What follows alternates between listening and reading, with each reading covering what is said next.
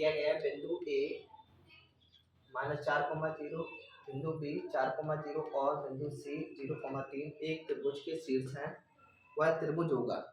चार ऑप्शन दिए गए, समकोण त्रिभुज, समद्विबाहु त्रिभुज, समबाहु त्रिभुज और विषमबाहु त्रिभुज। सबसे पहले हमें कंडीशनें मालूम होनी चाहिए, त्रिभुज किसे कहते हैं, ठीक है, त्रिभुज कितने प्रकार के होते हैं। देखिए त्रिभुज किसे कहते हैं, तीन रेखाखंडों से घिरी आकृति को त्रिभुज कहते हैं। त्रिभुज होते हैं 6 प्रकार के, 3 भुजाओं के आधार पर और 3 कोणों के आधार पर। 3 भुजाओं के आधार पर कौन कौन से होते हैं, समबाहु त्रिभुज, सम मतलब होता है बराबर और भाव मतलब भुजाएं। जिस त्रिभुज की तीनों भुजाएं बराबर होती हैं उसे हम समबाहु त्रिभुज कहते हैं। समद्विबाहु त्रिभुज, सम मतलब बराबर, द्वि मतलब दो और भाव मतलब भुजाएं। जिस त्रिभुज की दो भुजाएं बराबर होती है उसे हम समद्विबाहु त्रिभुज कहते हैं। इसके बाद तीसरा होता है विषमबाहु त्रिभुज, ऐसा त्रिभुज जिसकी कोई भी भुजा बराबर नहीं होती है, विषमबाहु त्रिभुज कहलाता है। ये तो थे भुजाओं के आधार पर। 3 होते हैं कोणों के आधार पर, कौन कौन से, न्यून कोण त्रिभुज, ऐसा त्रिभुज जिसके सभी कोण न्यून कोण हो। न्यून कोण का मतलब 0 और 90 के बीच में, लेकिन उनके कोणों का योग जो हो वो 180 अंश से अधिक ना हो, उसे हम न्यून कोण कहते हैं।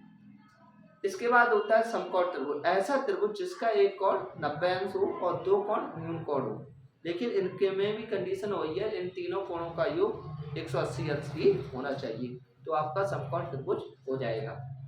तीसरा होता है अधिक कोण त्रिभुज, ऐसा त्रिभुज जिसका एक कोण अधिक कोण हो। अधिक कोण का मतलब 90 से बड़ा हो और 180 अंश से छोटा हो, ठीक है ना, और प्रत्येक कोण मतलब त्रिभुज के अंतःकोणों का योग 180 अंश है। ये तो थी त्रिभुजों की बात, लेकिन यहाँ पर क्या दिया गया है कि निर्देशांक दिए गए हैं। तो हम क्या करेंगे, सबसे पहले अगर हम ये निकाल लें ए बी के बीच की दूरी, BC के बीच की दूरी और CA के बीच की दूरी, अगर हम ये पता कर लें कि इनके बीच की दूरी क्या है तो हम आसानी से बता सकते हैं कि यह त्रिभुज कैसा है।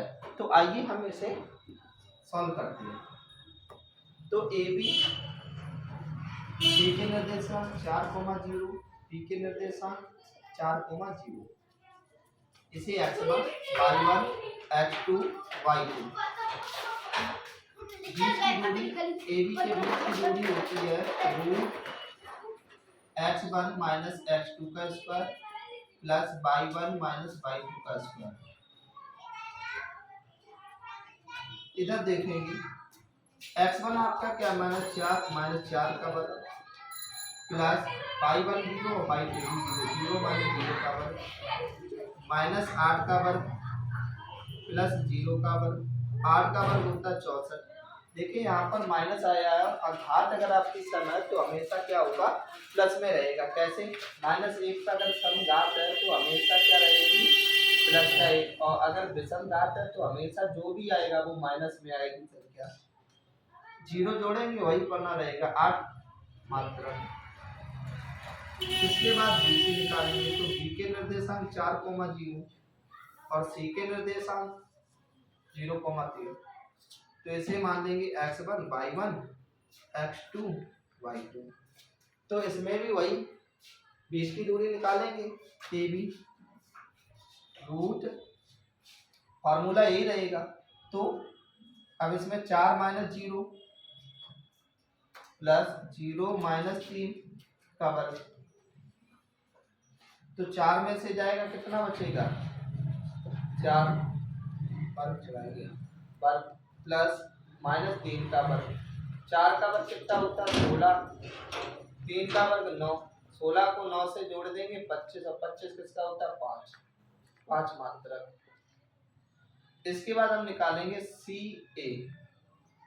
के निर्देशांक है 0,3 और इसके निकालेंगे AK है -4,0। यहाँ पर CA निकालेंगे वही फॉर्मूला, √x1 माइनस x2 का square plus y1 minus y2 का स्क्वायर। तो बेटा यहाँ पर हो जाएगा 0, ये x1 y1 x2 y2 minus plus 4 का वर्ग प्लस 3 माइनस 0 का वर्ग, 4 का वर्ग प्लस 3 का वर्ग, 4 का वर्ग 16, 3 का वर्ग 9, 16 और 9 जोड़ देंगे कितना होगा 25, और 25 किसका होता है 5 का, 5 मात्र। तो क्या पता चल रहा है, देखिए ये भुजा हमारी अलग है और ये दोनों भुजाएं कैसी हैं बराबर। इससे ये पता चल रहा है कि AB जो है, यहाँ पर गलत लिखा है BC हो जाएगा बेटा, BC जो है वो CA के बराबर है जब दो भुजाएं बराबर है। अतः यह है समद्विबाहु त्रिभुज है, समद्विबाहु त्रिभुज है। मैंने पहले ही बताया था जिस त्रिभुज की दो भुजाएं बराबर हो जाती हैं उस त्रिभुज को हम समद्विबाहु त्रिभुज कहते हैं। तो हमारा कौन सा ऑप्शन सही है, हमारा दूसरा विकल्प सही है।